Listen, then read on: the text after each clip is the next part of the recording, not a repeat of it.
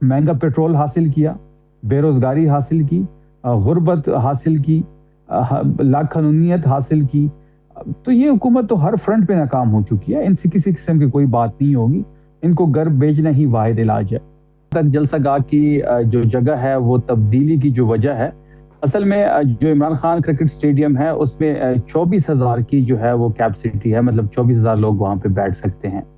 लेकिन एक तो ये हमारी जो कैबिनेट के मेंबरान है या जो पार्टी के हमारे सरबराहान हैं, उनकी तरफ से भी ये इशू था कि जो रास्ते ग्राउंड तक जाते हैं वो तंग है, तो वो चौक हो जाएंगे। और दूसरा एक अदालती हुक्मनामा भी मौजूद है जिसके मुताबिक जो सरकारी मशीनरी है और सरकारी ग्राउंड्स जो है, पार्क्स हैं, वो सियासी एक्टिविटी के लिए इस्तेमाल नहीं हो सकते। तो फिर ये फैसला किया गया कि वो जगह तंग पड़ जाएगी, इसलिए हम मोटरवे के साथ एक खुला ग्राउंड है वहाँ पे इसको शिफ्ट किया गया है। वहाँ पे जो तादाद होगी इंशाल्लाह लाखों की होगी। और वो जो ग्राउंड है वो काफ़ी बड़ा ग्राउंड भी है और 3 साइड से उसकी अप्रोच भी है, क्योंकि खैबर पख्तूनख्वा से मुख्तलिफ जगहों से लोग इसमें शिरकत करेंगे। तो ये सबसे मेन वजह यही थी कि एक जगह छोटी थी, दूसरा उस ग्राउंड तक जो रास्ते हैं वो तंग हैं, जो चौक होने का डर भी था और कुछ लोग जो है वो जलसागाह के बाहर ही रह जाते। तो इस वजह से इसको शिफ्ट किया गया है मोटरवे टूल प्लाजा के करीब। ठीक है, अभी से थोड़ी देर पहले सुहेल आफरीदी साहब जो एक प्रेस कॉन्फ्रेंस भी उन्होंने गालिबन की है, उसमें उन्होंने इनवाइट किया है कि पूरे मुल्क से लोग आए। उन्होंने दावतनामा दिया है कि सब लोग हम चाहते हैं कि शामिल हों और ये हम एक सेमीफाइनल खेलने जा रहे हैं। सेमीफाइनल के हद तक तो बात समझ आती है, फाइनल के लिए आपका मूड क्या है? सियासत ही होगी, मुफाहमत भी फाइनल में हो सकती है, या फिर रास्ता सिर्फ मुजाहमत का होगा? नहीं, रास्ता सिर्फ मुजाहमत का है। जो 5 अगस्त को लाएमल दिया जाएगा, जो इमरान खान साहब की रिहाई तहरीक का आगाज 5 अगस्त से होगा और हम वहाँ पे अगला लाएमल देंगे। देखिए, आपने देखा होगा कि कई दफ़ा मुज़ाकरात को गौहर साहब आगे लेके बढ़े, लेकिन वो डेडलॉक का शिकार हुए। अचकज़ई साहब ने भी कोशिश की, लेकिन वो भी कोई सूदमंद साबित नहीं हुए। अचकज़ई साहब से भी मशावरत हो रही है, अलामा साहब से मशावरत हो रही है, फजल रहमान साहब से बातचीत हो रही है।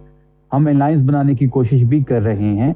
हम ये चाहते हैं कि इस वक्त मौजूदा हुकूमत के खिलाफ जो भी सियासी कुव्वत है उससे बात भी की जाएगी, उसको अलायंस में शामिल होने की दावत भी दी जाएगी। 5 अगस्त को आफरीदी साहब जलसागाह में खिताब भी करेंगे। पाकिस्तान तहरीक इंसाफ की और तहरीक तहफ़्फ़ुज़ आईन पाकिस्तान की लीडरशिप वहाँ पे मौजूद होगी और अगला लाएमल दिया जाएगा। कुछ चीज़ें ऑन कार्ड्स हैं और जो लाएमल 5 अगस्त को दिया जाएगा उसके बाद इस हुकूमत का ठहरना मुश्किल हो जाएगा। ठीक है, यानी कि मैं ये नहीं कह रही आप एग्जैक्ट मुझे बता दें, लेकिन इस किस्म की इतलात हैं कि शायद लॉन्ग मार्च का इरादा पीटीआई रखती है। अगर आप ओपोजिशन अलायंस की तरफ काफी सारी चीजें जो है, डेफिनेटली काफी सारी चीजें ऑन कार्ड्स हैं, काफी चीजें ऑन कार्ड्स हैं जिसपे हम अपने अलायंस जो हमारे दोस्त हैं, अचकज़ई साहब हैं, अलामा साहब हैं, जैसे मैंने मौलाना साहब का जिक्र किया, इनसे भी बातचीत और मशावरत हो रही है।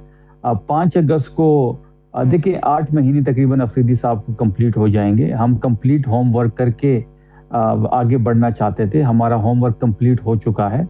5 अगस्त जो है एक वार्म अप है, सेमीफाइनल आप इसको कह सकते हैं, जिसमें फाइनल जो है फाइनल के लिए इमरान खान साहब की रिहाई के लिए अगला लाएमल दिया जाएगा। ठीक है, इमरान खान साहब की रिहाई जो है वो तो पीटीआई का एक बुनियादी नुक्ता है जिससे राइट लेफ्ट होने का सवाल ही पैदा नहीं होता। लेकिन इमरान खान साहब की गवर्नमेंट को बिल्कुल जाता करने में मौलाना फजलुर रहमान साहब ने अपना एक की रोल प्ले किया था। गो कि वो ये कहते हैं कि दोस्तों के हाथों शायद वो इस्तेमाल हो गए, लेकिन उन्हीं मौलाना फजलुर रहमान साहब के साथ एक आप अलायंस की शक्ल में कैसे इमरान खान साहब की रिहाई के लिए जुस्तजू करेंगे? देखिए, सियासत में ना मुस्तकिल कोई आपका दोस्त होता है और ना मुस्तकिल कोई आपका दुश्मन होता है। आपने देखा होगा कि अभी जो एक नूरा कुश्ती खेली जा रही है कश्मीर में, इससे पहले जीबी में खेली गई पीपल्स पार्टी और नून लीग के दरमियान। पीपल्स पार्टी जीबी के इलेक्शन में इल्जाम लगा रही है कि नून लीग ने वहां पे धांधली की। फिर उसी नून लीग को बजट में वोट भी इलेक्शन के बाद दे दिया। 30 मिनट के लिए बिलावल भुट्टो साहब नाराज भी रहे, जीबी हुकूमत उनके हवाले कर दी गई, तो फिर बजट में वोट दे दिया, क्योंकि डंडे के नीचे दोनों जमातें एक हैं, ये सिक्के के दो रुख हैं। तो नूरा कुश्ती तो आप इस वक्त कश्मीर में भी देख रही होंगी। देखिए, बात बड़ी वाज़ेह है कि इस वक्त जो हमारा मोटिव है वो इमरान खान साहब की रिहाई है और इस हुकूमत से छुटकारा हासिल करना है। अब वो इस मौजूदा सिस्टम के खिलाफ, मौजूदा हुकूमत के खिलाफ जो भी होगा, जो भी सियासी कुव्वत ہوگی ہم ان سے بات کرنے کو تیار ہے, ہمارے دروازے کھلے ہیں, ہم ان کے پاس جائیں گے, ہم ان کو قائل کرنے کی کوشش کریں گے کہ وہ اس الائنس کا حصہ بنے جس الائنس سے یہ جو عذاب پاکستان پہ مسلط ہے, پاکستانیوں پہ مسلط ہے, اسے چھٹکارا حاصل کیا جائے. ٹھیک ہے. اب شفیع جان صاحب, مولانا فضل الرحمان صاحب اور ان کی پوری پارٹی, میں سینیٹر کامران مرتضیٰ صاحب کو بھی سن رہی تھی, حافظ حمداللہ صاحب کو بھی میں نے سنا, میں نے اسلم غوری صاحب کو بھی سنا, مولانا صاحب کو بھی سنا, وہ سب یہ اس چیز کو دہرا رہے ہیں کہ کسی ایسے گھوڑے پہ جو UIFA سوار نہیں ہوگی جس کی باغیں جو ہیں وہ ان کے ہاتھ میں نہ ہوں. اگر یہ گھوڑا اپوزیشن الائنس کا چلتا ہے تو کیا ڈرائیونگ سیٹ پہ مولانا فضل الرحمان صاحب کو آپ بٹھائیں گے, اچکزئی صاحب کو بٹھائیں گے, علامہ صاحب کو بٹھائیں گے؟ کیونکہ ڈرائیونگ سیٹ پہ تو ڈرائیور صرف ایک ہوگا, سب لوگ تو ڈرائیور نہیں بن پائیں گے.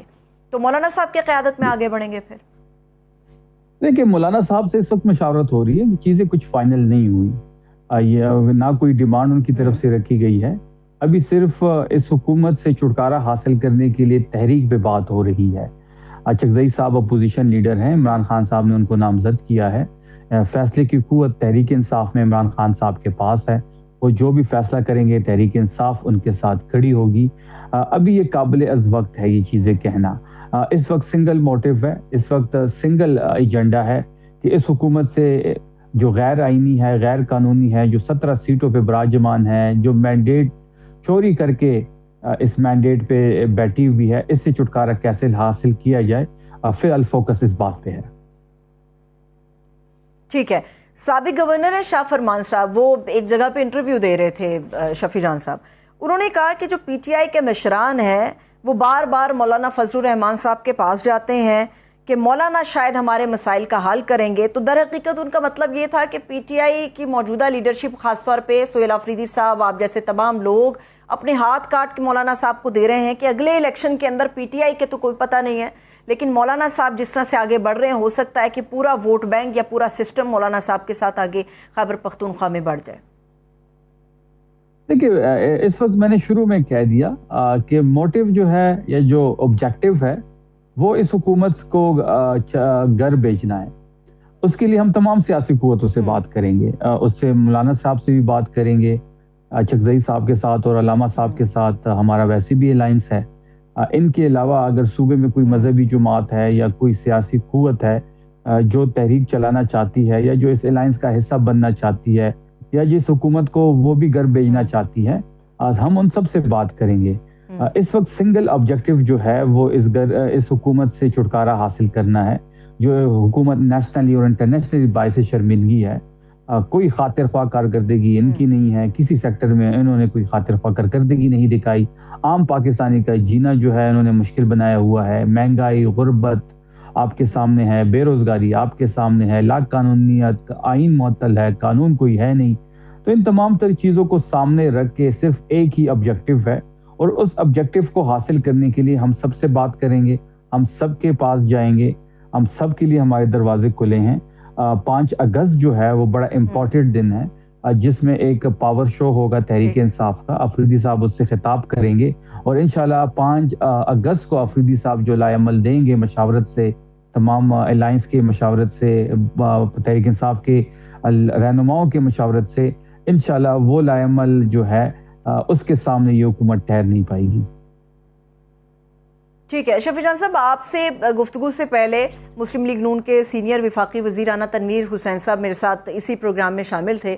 تو ان سے جب میں نے PTI سے متعلق بات کی تو آپ نے بھی جیسے کہا کہ سب سے آپ لوگ بات کریں گے. ان کا یہ کہنا ہے کہ PTI سب سے بات کر رہی ہے مگر ہمارے ساتھ بات نہیں کر رہی, آپ ہمارے ساتھ بیٹھیں گے تو راستہ نکلے گا.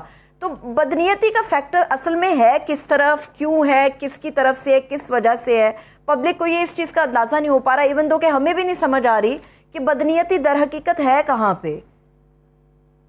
دیکھیے, رانا تنویر صاحب جو ہے وہ نون لیگ کا حصہ ہیں, اور نون لیگ سے تو وہ تو بینیفیشری ہے اس سسٹم کی, تو اس سے کہ ہم کس چیز کی بات کریں. ہاں, جب بھی ہم نے مذاکرات کے حوالے سے عمران خان صاحب کی بات ان سے کی ہے, ہم نے ان کو بے اختیار پایا ہے. گوہر صاحب 3 دفعہ چیزوں کو آگے لے کے بڑھے, لیکن تینوں دفعہ جو ہے وہ چیزیں جو ہے وہ ڈیڈ لاک کا شکار ہوئی. وہ ڈیڈ لاک کا شکار اس لیے ہوئی کہ ان کے پاس کوئی اختیار نہیں ہے, وہ تو اس سسٹم کی بینیفیشری ہیں. ہم تو ان کی حکومت سے یا ان سے چھٹکارا حاصل کرنا چاہتے ہیں. ہم ان سے کیا بات کریں؟ 17 सीटों की जुमात है, 17 सीटों पे ये पूरे पाकिस्तान पे विराजमान है। 17 सीटों के जरिए इन्होंने पाकिस्तान का बेड़ा गर्क कर दिया है। इकोनॉमिक ये कहते थे कि हमारे पास बड़ी तजुर्बेकार टीम है, किधर गई इनकी तजुर्बेकार टीम? आज इकोनॉमिक कंडीशन आपके सामने है। आज पेट्रोल की प्राइसेस देख लें, जो रोज 5 रुपए 10 रुपए महंगा किया जा रहा है। मतलब अब पहले तो ये 50-60 रुपए हफ्ते या 10 दिन बाद महंगा कर देते तो उसमें बड़ा शोर और ववेला होता। अब इन्होंने करप्शन के लिए एक नया रास्ता खोल दिया है कि रोज जो है वो पेट्रोल की प्राइसेस चेंज होगी। पाकिस्तान में 70% आबादी जो है वो डेली वेजेस पे काम करती है, रोज कमाती है, रोज खाती है। अब उनका फाइनेंशियल मैनेजमेंट कैसे होगा, ये एक अलग टेंशन है। फिर पेट्रोलियम एसोसिएशन की सूरत हाल आपके सामने है। सालसी का रोल इन्होंने प्ले किया, अच्छी बात है, इससे पाकिस्तान का वकार बुलंद हो, लेकिन उस सालसी के रोल से पाकिस्तानियों ने क्या हासिल किया? महंगा पेट्रोल हासिल किया, बेरोजगारी हासिल की, गुर्बत हासिल की, लाखनूनियत हासिल की। तो ये हुकूमत तो हर फ्रंट पे नाकाम हो चुकी है। इनसे किसी किस्म की कोई बात नहीं होगी। इनको घर बेचना ही वाहिद इलाज है।